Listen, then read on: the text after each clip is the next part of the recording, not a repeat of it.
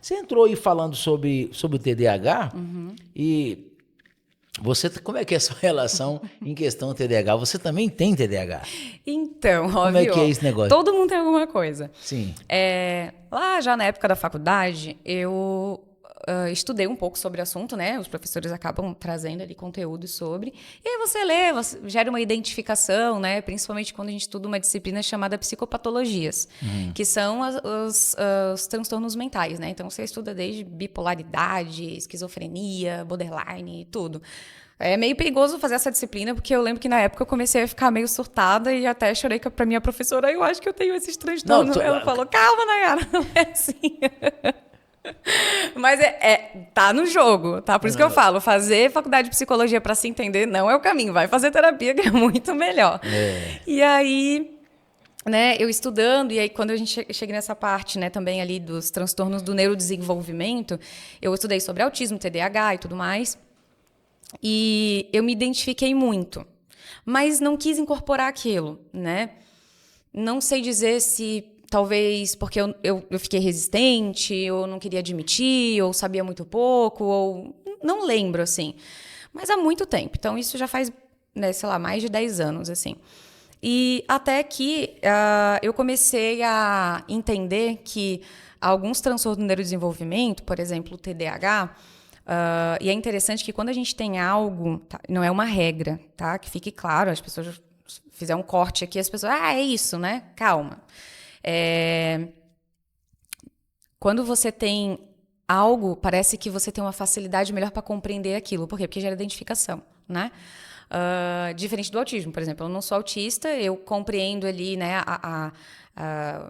uma parte desse transtorno, desse espectro, mas o espectro é imenso, né? Então, como eu não sou profissional dessa área, quando eu tenho pacientes que Você direciona, né? eu direciono um profissional que é competente, né, para oferecer não dá para abraçar tudo, é muita coisa, né? E aí eu comecei a estudar e fiz um aperfeiçoamento, né, para fazer a avaliação psicológica só focado em TDAH. Porque começou a surgir uma demanda também e eu comecei a perceber que alguns pacientes com certos transtornos, que já vinham já com laudo, né, diagnóstico, acompanhamento, aquilo estava interferindo em outras áreas da vida. Né? E eram áreas que eu me interessava, assim como a área da sexualidade, do sono. Ai, nossa, todas essas áreas você trabalha. Não é que eu trabalho, elas se conversam.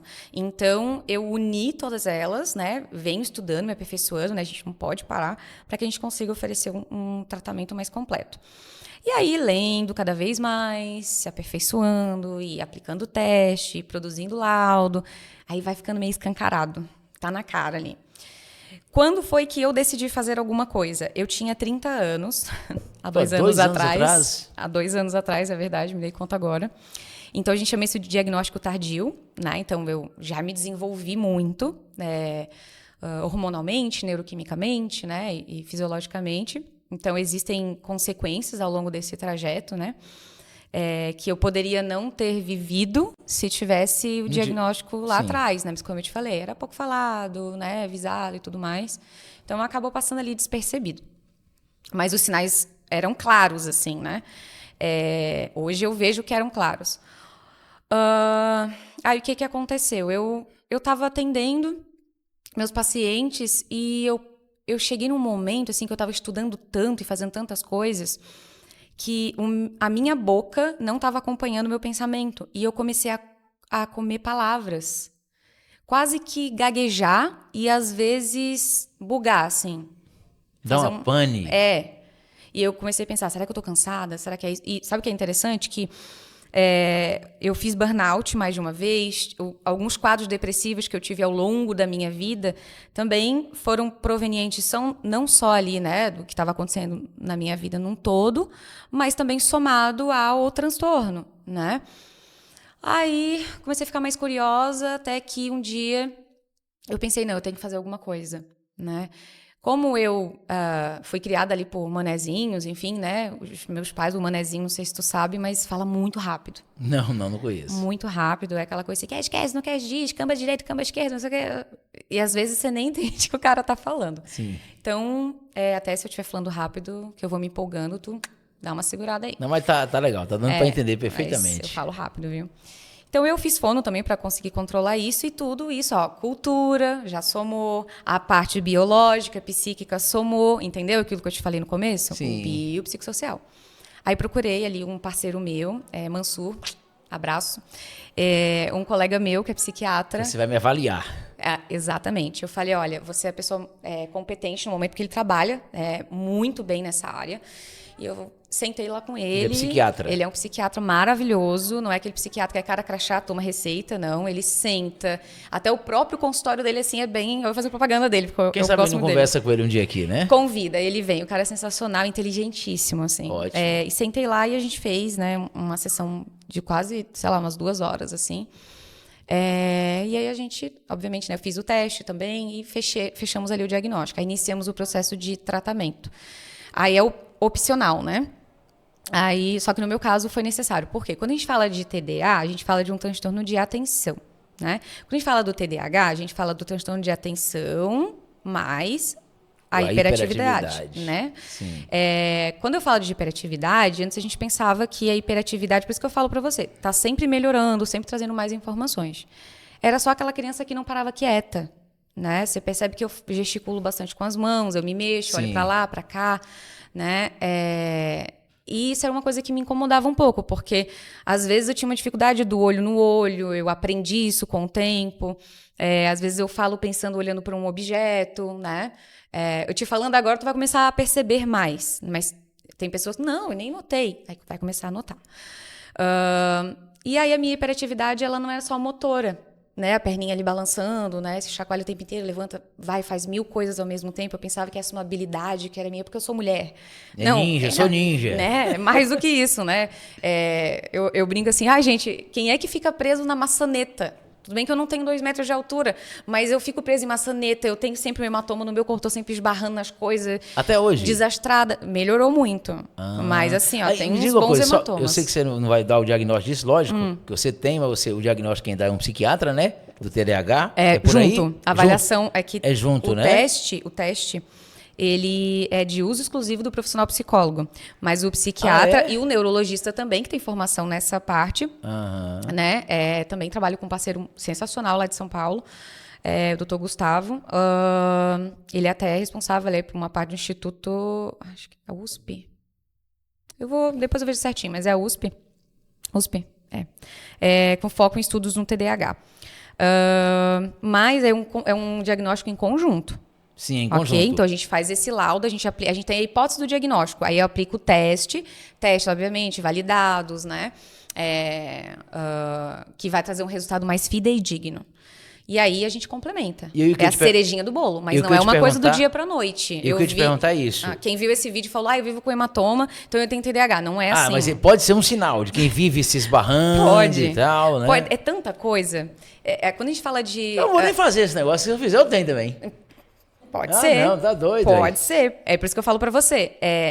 A gente vai falando sobre, né? Então as pessoas vão entendendo, vão buscando e vão ganhando os diagnósticos, né? Todo mundo tem. Não é que todo mundo tem, gente. A gente tá falando de mais de 8 bilhões de pessoas no planeta Terra. Claro. A chance de muita gente ter um percentual ser bem alto é grande, né? E claro, então tem ali hoje... Antes se chamava grau, né? Hoje a gente chama de nível de suporte. É o nível de suporte que aquele ser humano, aquela criança vai precisar. O autismo, por exemplo, nível de suporte 1, 2, 3. Então, como eu te falei, o espectro é imenso, né? Eu não sou a pessoa mais indicada para falar detalhadamente sobre, né? Não sou especialista nessa área, mas eu falo ali do conhecimento básico, né? Geral que eu tenho sobre o assunto. Então, o espectro ali no nível 1, no nível 2, no nível 3, vai abranger X comportamento, X transtorno, X dificuldade. Por exemplo, apraxia da fala, interação social, toque, questões sensoriais, por exemplo, o que o TDAH tem. Então, eu tenho um nariz que você não tem ideia. O coleguinha lá pode soltar um pum lá, daqui 2 km que eu vou sentir o cheiro. Você tá brincando? Então, nós dois. Então, acho que não tem esse negócio, não. Porque o meu, eu não sei que isso aí não é um diagnóstico, mas só não vai peidar aí, porque eu vou sentir o cheiro. Não,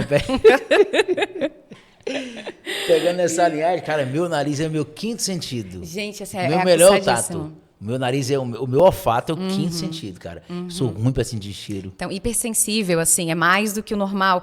É som, por exemplo, né? A gente fala da misofonia ali, tem gente que é muito extremo.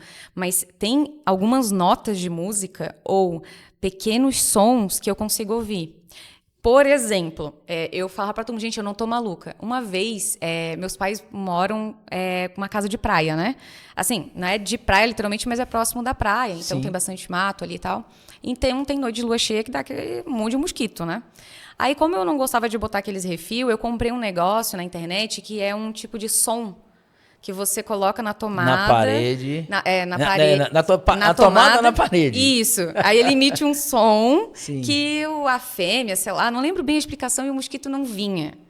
Aí eu botava aquele negócio e eu ouvia o barulho. Só você? Só eu chamava todo mundo. Ninguém, tá maluca? Que, gente, eu tô ouvindo aquele barulho. Então tem som. Baixa esse som aí. Demais. Eu não consigo usar aquele negócio. Ai, desculpa. Aí, por exemplo, se você tá aí, você fica fazendo assim, ó. Isso me irrita. Juro pra ti, isso me irrita. Sons que é constantes, assim, Então, se tiver uma goteirinha lá no filtro, tu batendo no ouvir. copo também? Eu vou ouvir. Isso vai começar a me incomodar. Então, claro, assim, eu tô falando pra vocês Essas coisas me incomodam. Minha mulher incomoda mais do que eu, mas eu me incomodo também. Imagina. Eu tô falando pra vocês coisas simples, assim, né? Com um pouco de tom de humor. Mas é muito complexo, né? Então, a gente tá falando, por exemplo, de dificuldades, dislexia. Sempre tive muito problema com matemática, com números. Até hoje eu tenho, às vezes, para contas básicas. E depende, às vezes, uma conta complexa. Às vezes eu consigo fazer muito rápido. E eu não sei explicar como eu cheguei naquilo dali, entende? Mas aí você acaba desenvolvendo habilidades, né? Forçando ali a sua mente a desenvolver outras habilidades que algumas pessoas já têm mais dificuldade, né? Então, como eu te falei, o ser humano ele se adapta com ou sem transtornos. Então, a gente vai entendendo que por que a gente nasce assim, né? Pode vir ali uma mãe na gestação que usou... espero que a minha mãe não tenha usado drogas, né? Usado drogas. Dorgas. As drogas. Álcool, genético, né? Então... Eu aprendi essa informação com a minha geneta, né? Eu fui numa geneta para fazer um mapeamento e tudo mais. E ela falou, como você tem TDAH, as chances do seu filho ter TDAH é de 30%. Né? Se a mãe tem, se a mãe e o pai têm, aí a gente já tem uma porcentagem maior. Se nenhum tem, daí a gente chama isso de risco populacional. Pode ser que sim, pode ser que não. O azar. Né? Mas na minha concepção, eu acho que a minha mãe e meu pai, às vezes eu falo pra ele, pai, eu tenho TDAH. Eu não tenho essa coisa. Achei que tu tem. Mas enfim, é achismo, né? Então, gente, para não estender muito pra isso. Para fechar. Eu uso uma medicação com acompanhamento do meu psiquiatra. Ele me trata, com muita responsabilidade e compromisso. Acordar, tomar na hora certa. O tratamento não envolve só remédio, envolve disciplina, agenda, porque ao mesmo tempo que nós somos campeões em procrastinar, a gente também é campeão em produzir. Também tem que saber o tempo de parar, porque senão a gente também faz burnout, adoece, entra num esgotamento muito grande. Então, não misturar, né, medicação com álcool, não usar para fins recreativos para dar um barato, né, que a gente está falando de uma anfetamina. Sim. Fazer sempre com acompanhamento, né, com o psicólogo, com o psiquiatra, né, somado a essa disciplina de agenda. Eu tenho horário para dormir, horário para acordar, faço higiene do sono, a prática de atividade física. Claro que tem momentos que pega, que às vezes eu me passo, trabalho demais, tem momentos que, né, eu me esbarro mais porque eu estou mais acelerada, e aí é um momento de você volta, desacelera, te concentra, vamos lá que tu consegue, foca. Então, até uma informação bem interessante, eu sempre tive um barulhinho, assim, tipo um apito no ouvido, a vida inteira. Então, eu fui em vários médicos, eu fiz eu acho que é audiometria, né, que você entra na cabine. O nome eu não sei, mas parece que deve ser. A audiometria, o nome parece ser para isso mesmo. Acho que desculpa, eu acho que é audiometria. Ela viu que não para de mexer. E ninguém, não, tá normal, você é saudável, né, tudo bonitinho e tal. Quando eu tomei a primeira dose na primeira vez, eu fui pro meu consultório de manhã cedinho, tomei ali como ele me falou, acorda, já toma, tal. E aí eu estava sentada aqui no computador, tenho o hábito de sempre chegar uma hora antes no meu trabalho. Por quê? Porque também a gente tem essa coisa de deixar tudo para a última hora. Sim. Faço de tudo para isso não acontecer, mas eu já fiz, já entreguei trabalho, né, no último minuto do segundo tempo. Minha professora, na época de me orientar no TCC, coitada. Assim, ela merece um troféu. Mas foi bem e tirei um 10 ainda, tá? E aí, Eu sentadinha aqui no meu computador, de repente eu escutei assim um estalo, sabe, no meu ouvido, e deu, ai, o que aconteceu? E parecia que eu não estava ouvindo. Eu até fazia assim. Aí, de repente, no outro, ficou um silêncio, assim, um silêncio tão grande. Aquele apito que eu tinha no meu ouvido desapareceu. E foi a Eu medicação. Foi porque ela iniciou o processo de ação dela ali, né? Aí eu até liguei pra ele, contei, né? Na hora que aquilo aconteceu, eu comecei a chorar. Assim, eu fiquei emocionada. Porque a minha sensação, eu lembro até hoje que eu falei assim pro Mansur: Mansur, é como se a vida inteira eu morasse dentro de um tornado. E eu me acostumei com aquilo dali, com o barulho, com o agito, com as coisas, com aquele som. E aí, de repente, parece que uma pessoa me pegou assim pela minha blusa, me puxou, me tirou lá de dentro, eu fui pra um lugar silenciosíssimo. E aí eu pensei, poxa, é assim, vou botar entre aspas, tá? Porque não gosto muito desse conceito normal e anormal. É assim que as pessoas vivem. Aham. Então eu pensava, agora eu tô vivendo em paz. Então quando você faz uma avaliação completa com um profissional sério, uma bateria, né, completa de testes, e você inicia um tratamento da forma adequada, e se de fato você tem, né, não, eu falo assim para alguns pacientes, não é para quem quer, é para quem pode, porque é um tratamento que, primeiro que ter esse diagnóstico é um saco, desculpa, mas gera um sofrimento, um desgaste o tempo todo. Então, você vai trabalhar a parte da aceitação. Segundo, que não é um tratamento caro. Perdão, não é um tratamento barato, é um tratamento caro, né? Então, psiquiatra, medicação. Então, você vai gastar ali uma Uns grana boa. retornos, né? Exatamente. E o compromisso de fazer esse tratamento. Né? Então, você está disposto ou você só quer o diagnóstico para botar embaixo do braço e sair por aí justificando tudo? Né? Então, a gente tem que tomar cuidado para a gente não normalizar isso e também não receber diagnóstico de TikTok, né? Sim. Ou, por exemplo, usar o que eu falei para dizer, então eu tenho. Não, às vezes você só é um estabanado mesmo, que vive batendo nas coisas e é isso daí, tá tudo certo. Quando a gente está falando sobre um transtorno, a gente está falando de algo que te gera sofrimento. Por exemplo, sempre tive problemas, né, para dormir, ansiedade, dificuldades na escola. Então, tudo isso já estava ligado ali. A hiperatividade, nunca parava quieta. Nossa, eu tenho várias cicatrizes, né, de machucados, de acidentes, de tudo. Ainda bem que eu nunca quebrei um osso. Mas, assim, só faltou isso daí mesmo, porque era sempre isso, né? A criança que não parava, que estava agitada. Então, fazer alguns cortes, por exemplo, reduzir café, né, a atividade física, o sono, tudo vai complementar para que você consiga ter um excelente resultado.